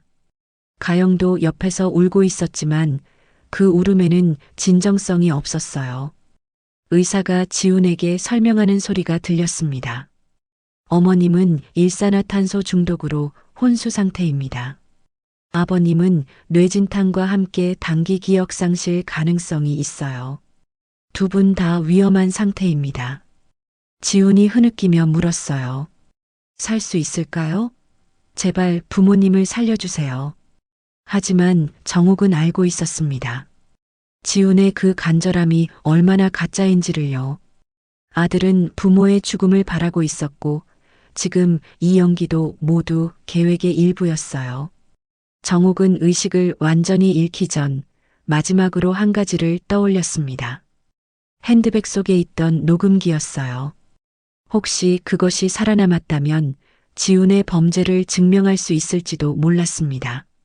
중환자실의 차가운 공기 속에서 정옥의 의식은 완전히 꺼졌어요. 심전도 기계의 규칙적인 소리만이 정옥이 아직 살아있다는 것을 알려주고 있었습니다. 한편 수술실에서는 의료진이 상도의 머리 수술을 진행하고 있었어요. 뇌출혈이 있었지만 다행히 생명에는 지장이 없을 것 같았습니다. 하지만 기억에 문제가 생길 가능성이 높았어요. 병원 복도에서 지훈과 가영이 낮은 목소리로 대화를 나눴습니다. 정옥은 의식이 없었지만 왠지 그들의 대화가 들리는 것 같았어요. 이번에도 사고로 처리될 거야. 낡은 펜션에서 일어난 화재 사고. 아무도 의심 안 할 거야. 가영의 떨리는 목소리가 이어졌어요. 정말 이렇게까지 해야 했어요? 어머님, 아버님이잖아요. 지훈의 목소리가 차갑게 들렸습니다. 다른 방법이 없었어. 이제 와서 후회해도 늦었어. 우리는 끝까지 연기해야 해. 상도가 눈을 떴을 때 하얀 천장이 보였습니다. 병원 특유의 소독약 냄새가 코를 찔렀어요. 머리에는 붕대가 감겨 있었고 링거줄이 팔에 연결되어 있었습니다. 상도는 천천히 주변을 둘러봤어요. 개인 병실이었고 창밖으로는 도시 풍경이 보였습니다. 문이 열리며 간호사가 들어왔어요. 간호사는 상도가 깨어난 것을 보고 반가워하며 말했습니다. 어머, 깨어나셨네요. 의사 선생님 모시고 올게요. 잠시 후 의사가 들어왔습니다. 48세의 장민호였어요. 민호는 상도의 군대 동기이자 오랜 친구였습니다. 민호가 상도의 눈을 들여다보며 조심스럽게 물었어요. 상도야, 나 알아보겠어? 내가 누군지 알아? 상도는 민호를 알아봤지만 모르는 척 멍하니 바라봤습니다. 기억이 없는 것처럼 연기를 시작한 것이었어요. 상도는 혼란스러운 표정을 지으며 고개를 저었습니다. 민호는 상도의 반응을 주의 깊게 살폈어요. 그리고는 간호사에게 잠시 나가 있으라고 했습니다. 병실에 둘만 남자 민호가 낮은 목소리로 말했어요. 상도야, 진짜 기억이 안 나? 아니면 연기하는 거야? 상도는 민호를 똑바로 바라봤습니다. 오랜 친구의 눈에는 걱정과 의심이 동시에 서려 있었어요. 상도가 작은 목소리로 속삭였습니다. 민호야, 나 다 기억나. 하지만 모르는 척해야 해. 도와줘. 민호의 표정이 심각해졌어요. 민호는 문 쪽을 확인하고는 상도 가까이 다가앉았습니다. 무슨 일이야? 펜션 화재가 단순 사고가 아니지? 상도는 고개를 끄덕이며 자초지종을 설명했어요. 지훈이 10억이 넘는 빚을 지고 부모를 죽이려 했다는 것, 펜션이 미리 조작되어 있었다는 것, 그리고 20년 전 소연의 죽음에 대한 진실까지. 민호는 충격받은 표정으로 듣고 있었습니다. 민호가 한숨을 쉬며 말했어요. 경찰에 신고해야 하는 거 아니야? 상도가 고개를 저었습니다. 아직 증거가 없어. 지훈이 실수하도록 유도해야 해. 내가 기억을 잃은 척하면 놈이 방심할 거야. 민호는 잠시 생각하더니 고개를 끄덕였어요. 알았어.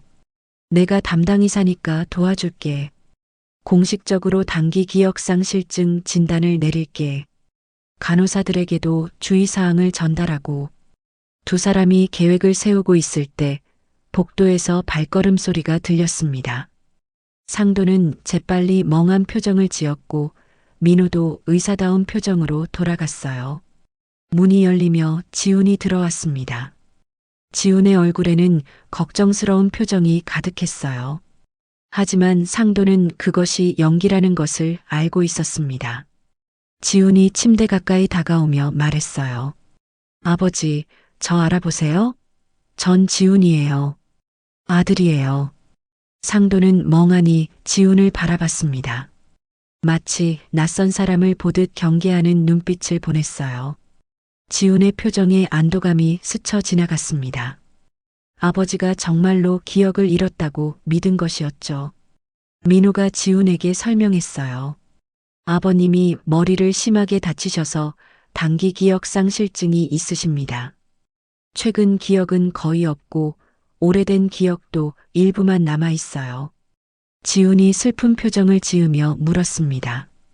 회복될 수 있을까요? 민호가 대답했어요. 시간이 필요합니다. 자극을 주지 말고 안정을 취하게 해야 해요. 스트레스를 받으면 더 악화될 수 있습니다. 지훈이 고개를 끄덕였습니다. 그리고는 상도를 바라보며 말했어요. 아버지, 제가 매일 올게요. 꼭 기억 돌아오실 거예요. 하지만 그 말투에는 오히려 기억이 돌아오지 않기를 바라는 듯한 뉘앙스가 있었어요. 상도는 그것을 놓치지 않았습니다. 지훈이 나간 뒤 민호가 다시 돌아왔어요. 민호는 작은 녹음기를 꺼내며 말했습니다. 병실에 CCTV는 없지만 이걸로 녹음할 수 있어. 합법적인 의료 기록용이라고 하면 돼. 상도가 물었어요. 정욱이는 어떻게 됐어? 민호의 표정이 어두워졌습니다. 아직 의식이 없어. 일산화탄소 중독이 심해서 언제 깨어날지 모르겠어. 하지만 생명에는 지장 없을 거야. 상도는 가슴이 아팠습니다. 아내가 고통받고 있다는 생각에 눈물이 날 것 같았어요. 하지만 지금은 참아야 했습니다. 지훈을 잡기 위해서는 끝까지 연기해야 했으니까요. 다음 날 오전 지훈이 가영과 함께 병실에 왔습니다. 가영은 과일 바구니를 들고 있었지만 표정은 불안해 보였어요. 상도는 여전히 멍한 표정으로 허공을 바라보고 있었습니다. 지훈이 가영과 복도로 나가며 대화하는 소리가 들렸어요. 문이 완전히 닫히지 않아서 목소리가 새어나왔습니다. 아버지는 완전히 기억을 잃으신 것 같아. 이제 안심이야. 가영의 목소리에는 죄책감이 묻어났어요. 지훈이 차갑게 대답했습니다. 그래도 조심해야 해. 혹시 기억이 돌아올 수도 있으니까. 그 전에 서류 정리를 끝내야 해. 상도는 침대에 누운 채 귀를 기울였습니다. 지훈이 무슨 서류를 정리한다는 것인지 궁금했어요. 아마도 부모의 재산을 빼앗으려는 계획인 것 같았습니다. 오후가 되자 영숙이 병문안을 왔어요. 정욱의 여동생인 영숙은 상도를 보자마자 눈물을 흘렸습니다. 형부, 정신 좀 차려요. 언니가 저 꼴이 됐는데. 상도는 영숙을 알아보지 못하는 척했어요. 영숙은 한참을 울다가 간호사와 함께 나갔습니다. 잠시 후 영숙이 다시 들어왔을 때는 표정이 달라져 있었어요. 민호가 상황을 설명한 것 같았습니다. 영숙이 상도 가까이 다가와 속삭였어요. 형부, 제가 조사해 봤어요. 지훈이가 펜션 주인에게 돈을 줬대요. 그리고 화재보험도 최근에 가입했고요. 상도는 놀랐지만 표정을 바꾸지 않았습니다. 영숙이 계속 말했어요. 제 아는 변호사가 있어요. 증거만 있으면 지훈이를 고발할 수 있대요. 그때 문이 열리며 지훈이 들어왔습니다. 영숙은 재빨리 입을 다물고 눈물을 닦는 척했어요. 지훈이 의심스러운 눈빛으로 영숙을 바라봤습니다. 이모, 무슨 얘기하셨어요? 지훈이 물었어요. 영숙이 태연하게 대답했습니다. 형부가 불쌍해서 울었어. 기억도 잃고 이렇게 누워있으니. 지훈은 잠시 영숙을 관찰하더니 고개를 끄덕였어요. 하지만 눈빛에는 여전히 의심이 남아 있었습니다. 저녁이 되어 병실이 조용해졌을 때 상도는 천천히 일어나 앉았습니다. 머리는 여전히 아팠지만 견딜만 했어요. 상도는 창밖을 바라보며 생각에 잠겼습니다. 지훈을 잡으려면 더 확실한 증거가 필요했어요. 그때 복도에서 지훈과 누군가가 대화하는 소리가 들렸습니다. 상도는 귀를 기울였어요. 상대는 낯선 남자 목소리였습니다. 한 선생, 약속한 돈은 언제 줄 겁니까? 더는 못 기다려요. 그 남자의 목소리는 위협적이었어요. 지훈이 다급하게 대답했습니다. 조금만 더 기다려주세요. 부모님 보험금이 나오면 바로 갚을게요. 남자가 비웃듯이 말했어요. 부모님이 안 죽으셨잖아요. 어떻게 보험금을 받는다는 거죠? 지훈의 목소리가 낮아졌습니다. 방법이 있어요. 조금만 더 시간을 주세요. 상도는 소름이 끼쳤어요. 지훈이 아직도 포기하지 않았다는 것이었습니다. 어떻게든 부모를 죽이려는 계획을 계속 진행하고 있었던 것이었죠. 민호가 밤 회진을 왔을 때 상도는 들은 내용을 전달했어요.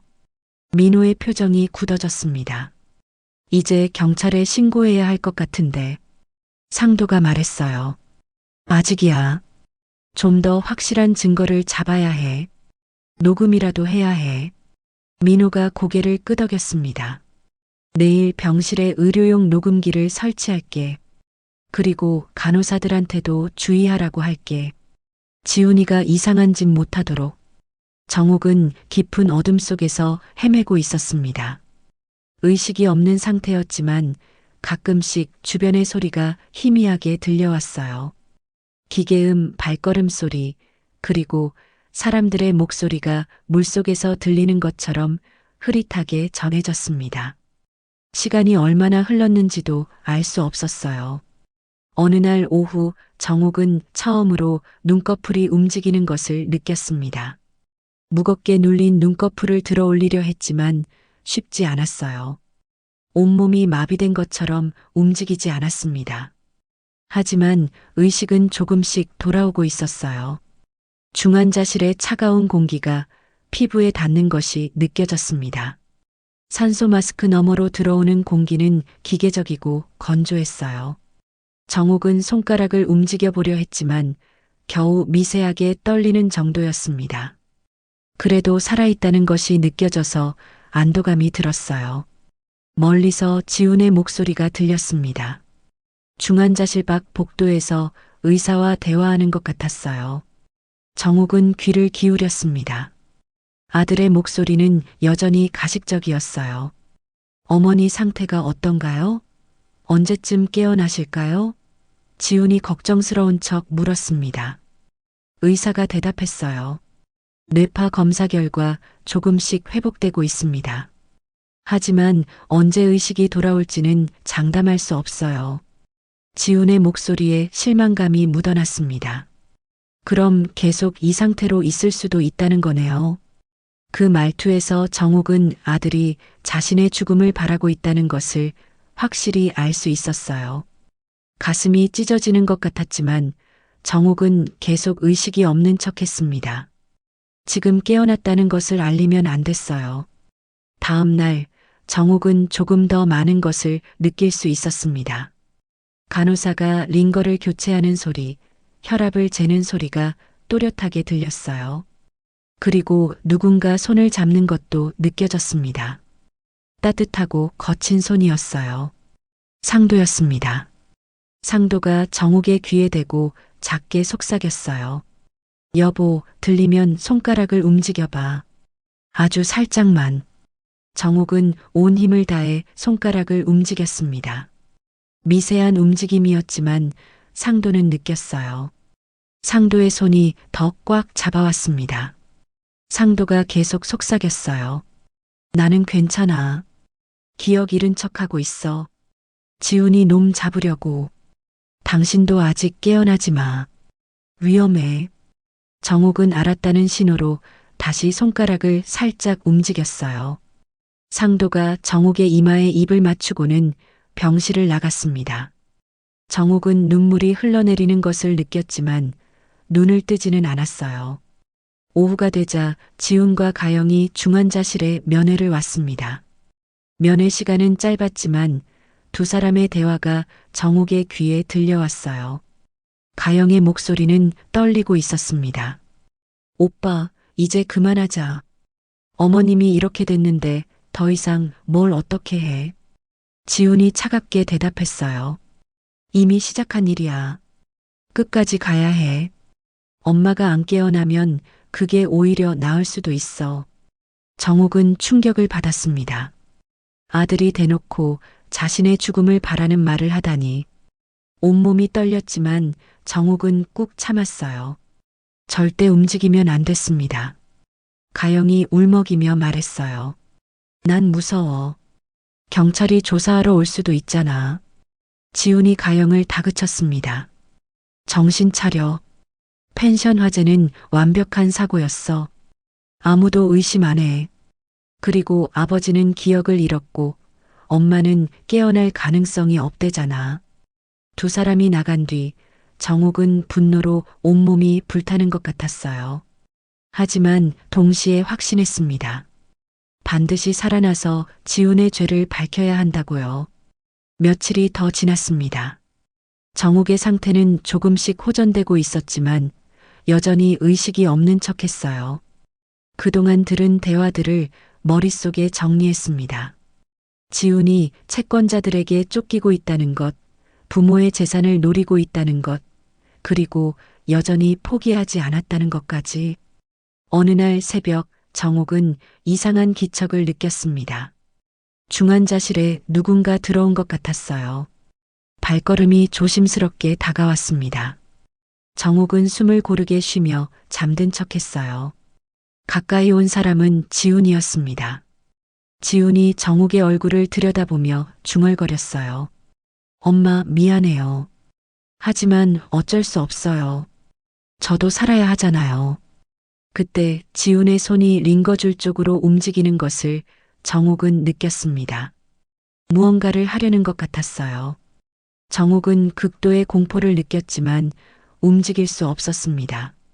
만약 지금 눈을 뜨면 어떤 일이 벌어질지 알 수 없었어요. 갑자기 중환자실 문이 열리며 간호사가 들어왔습니다.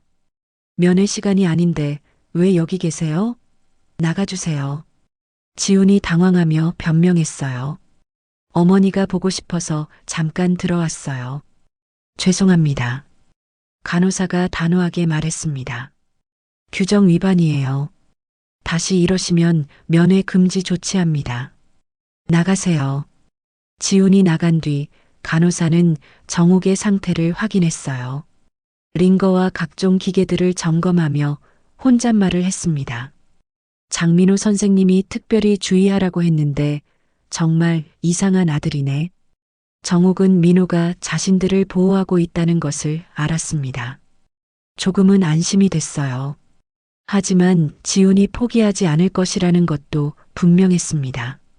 다음 날 오전 상도가 휠체어를 타고 중환자실에 왔어요. 민호와 간호사가 동행했습니다. 상도는 여전히 멍한 표정을 지었지만 정옥의 손을 잡을 때는 힘이 들어갔어요.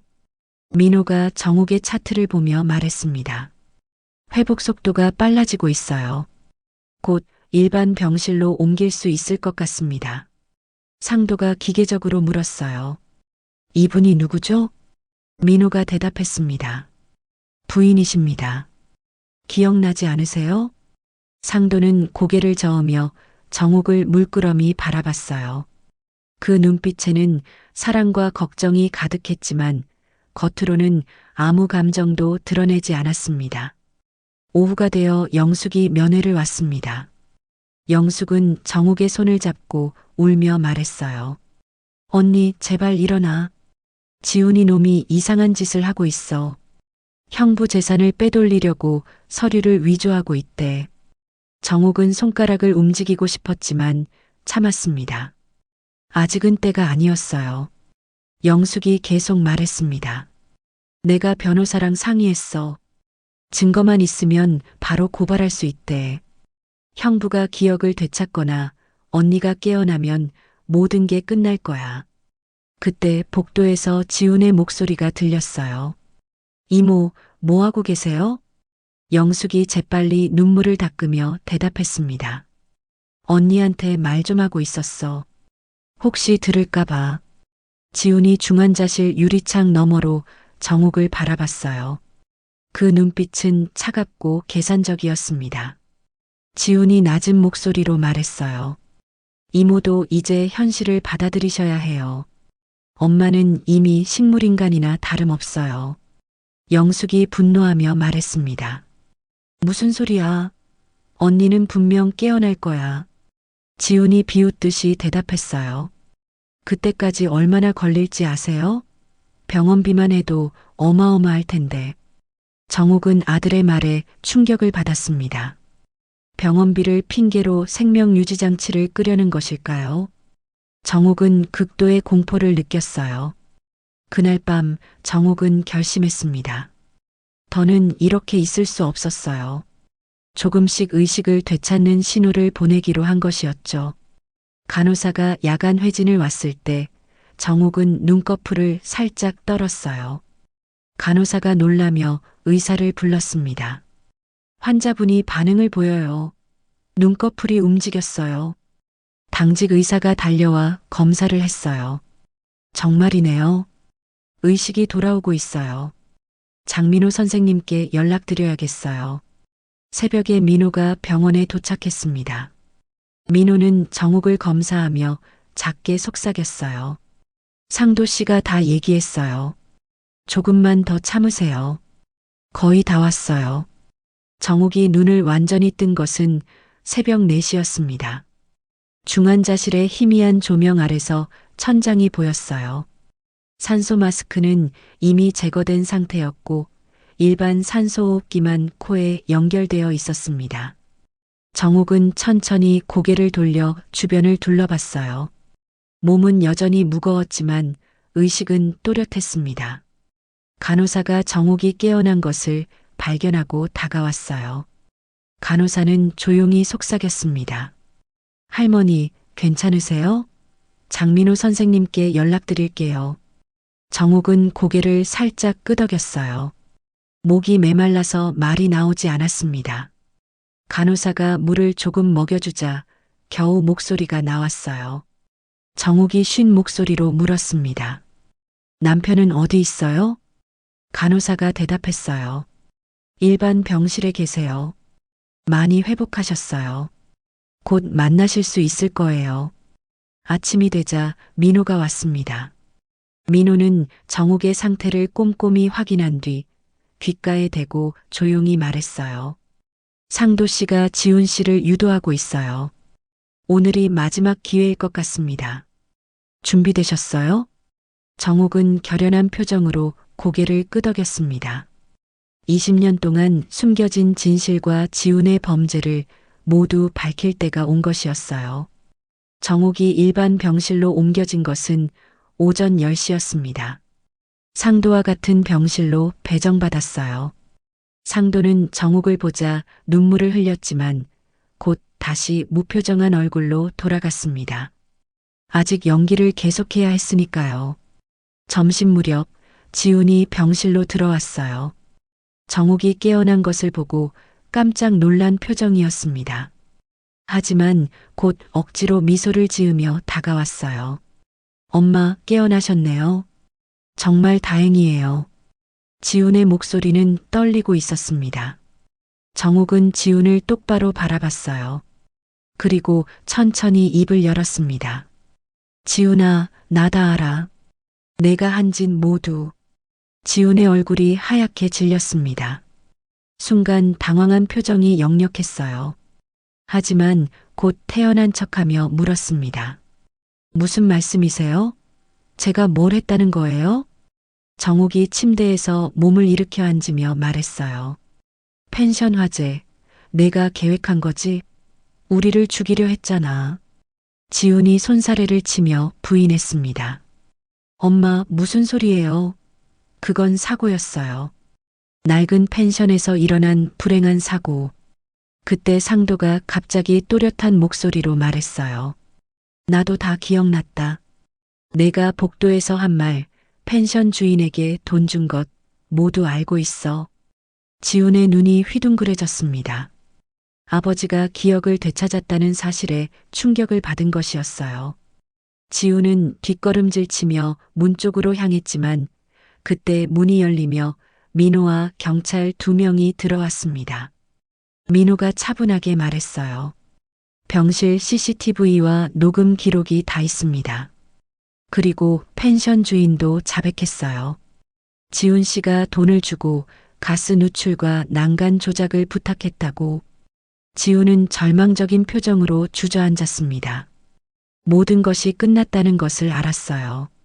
경찰이 다가오자 지훈은 갑자기 울부짖었습니다. 다 누나 때문이야. 평생 누나와 비교당하고 누나 그늘에서 살았어. 부모님도 항상 누나만 자랑스러워했잖아. 정욱이 떨리는 목소리로 말했어요. 그래서 누나를 죽였니? 20년 전에 절벽에서 밀었지? 순간 병실이 조용해졌습니다. 지훈은 입을 다물고 바닥만 바라봤어요. 그리고는 마침내 모든 것을 포기한 듯 힘없이 말했습니다. 그날도 누나가 날 무시했어. 내가 한 일을 비난하고 형편없는 동생이라고 했어. 순간 화가 나서 밀었는데 그게 진짜로 떨어질 줄은 몰랐어. 상도가 눈물을 흘리며 말했습니다. 그래서 이번에도 우리를 죽이려 했구나. 돈 때문에, 빚 때문에. 지훈이 고개를 들고 부모를 바라봤어요. 눈에는 눈물이 가득했지만 동시에 원망도 서려 있었습니다. 지훈이 울먹이며 말했어요. 부모님이 날 한 번이라도 제대로 봐줬으면 이렇게까지 하지 않았을 거예요. 항상 죽은 누나만 그리워하고 살아있는 아들은 투명인간 취급했잖아요. 정욱은 가슴이 찢어지는 아픔을 느꼈습니다. 지훈의 말에 일리가 없는 것은 아니었어요. 하지만 그것이 살인을 정당화할 수는 없었습니다. 경찰이 지훈에게 수갑을 채웠어요.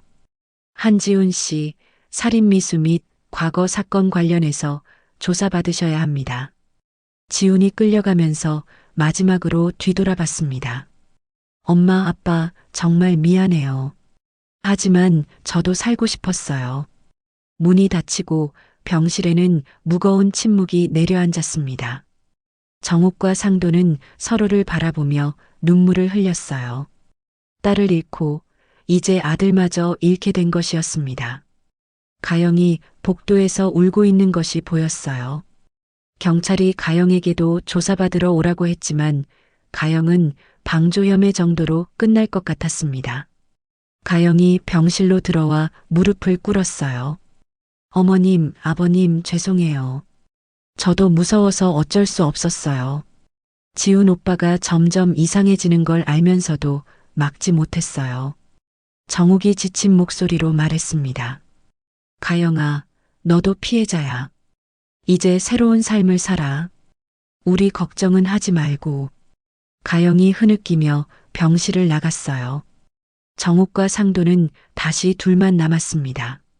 창밖으로 저녁 노을이 비치고 있었어요. 상도가 정욱의 손을 잡으며 말했습니다. 이제 끝났어. 소연이한테도 말해줄 수 있겠지. 진실이 밝혀졌다고.